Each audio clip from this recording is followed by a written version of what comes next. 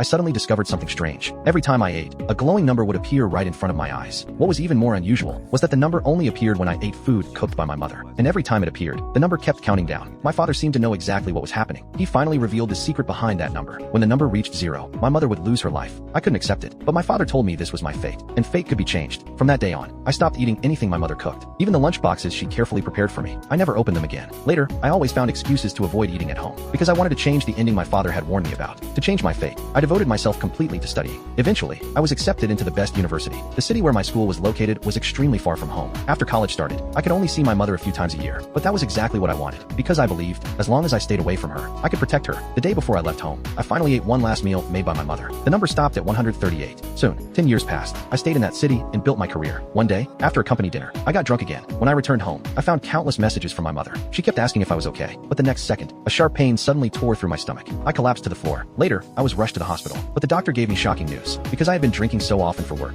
my stomach had developed a serious disease. I didn't have much time left. At first, I couldn't accept it at all, but then I suddenly thought, if I left this world, wouldn't I finally stop worrying about my mother? After that, I quit my job and finally returned to the hometown I had missed for so many years. For the first time in a decade, I tasted my mother's cooking again. The flavors I had missed more than I could describe. My mother even prepared my favorite beef and radish soup. Without hesitation, I finished every last bite. Just as I expected, the number appeared again, but this time, I didn't care anymore. What I didn't know was that my female co-worker, who had always been close to me, had already contacted my mother. With tears in her eyes, she told my mother about my condition. My mother froze the moment she heard the news. That day, I took a walk alone along the roadside. The flowers beside the road were blooming beautifully, but my own life was slowly fading away. The number had already dropped into the single digits. When I lay down to rest because I was exhausted, my mother quietly sat beside me. She just wanted to take a good look at the face she had missed every single day. The day before my surgery, my mother made my favorite beef and egg soup again. I watched the number change from 2 to 1. Then I was taken into the operating room. My mother held back her tears. She kept smiling and encouraging me until I disappeared behind the operating room doors. Only then did she finally break down. She was afraid the surgery would fail. She was even more afraid that she would lose me forever. During the surgery, I had a dream. In that dream, I was sitting at the dinner table with my family. At that moment, the taste of the food and the smiles on my family's faces felt more real than anything I had ever experienced. But in the blink of an eye, everything disappeared. The only thing left in front of me was that number, 1. Later, I finally woke up. The surgery had been successful. Not long after, my body completely recovered. That day, I happily cooked a meal for my mother for the first time. I made the same beef and radish soup she used to make for me. But just as my mother was about to take the first bite, I suddenly stopped her because I wasn't ready yet. Then, I slowly closed my eyes. My father's words came back to me once again.